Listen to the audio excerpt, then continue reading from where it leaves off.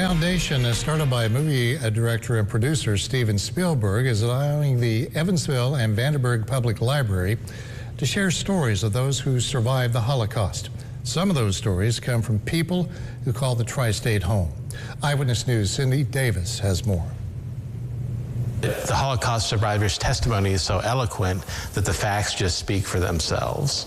Without books, history is silent. That's according to the walls of the Evansville-Vandenberg Public Library's Indiana room. In that room, DVDs are also giving a voice to the past through the survivors of the Shoah collection. We have 120 interviews of Holocaust survivors from people from Illinois, south of Chicago, Indiana, and Kentucky.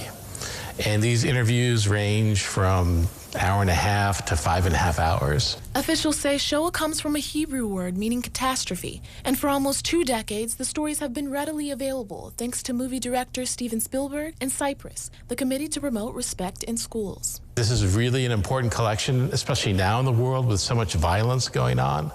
And it's not just a question of the Holocaust, it's a question of genocide. You know, unfortunately, genocide just isn't limited to the Jewish Holocaust. There's been many other examples, like in Rwanda or Myanmar or in the Sudan. The local collection is a part of Spielberg's The Survivors of the Shoah Visual History Foundation. The institute houses 115,000 hours of video testimony that are indexed and searchable to the minute. While reviewing the collection, ESEP says he was surprised to see a familiar face dating back 30 years ago.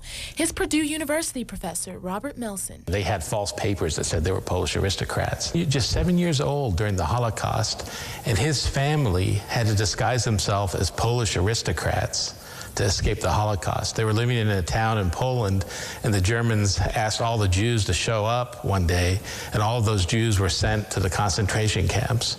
Now, the local history librarian is hoping to introduce a new generation of teachers and students. These people that survived the Holocaust, most of them are well into their 90s, and we're losing that generation fast. We've seen a recent increase in Holocaust denial, people saying the Holocaust never happened, and this is a living, breathing example that it did. In Evansville, Cindy Davis, Eyewitness News.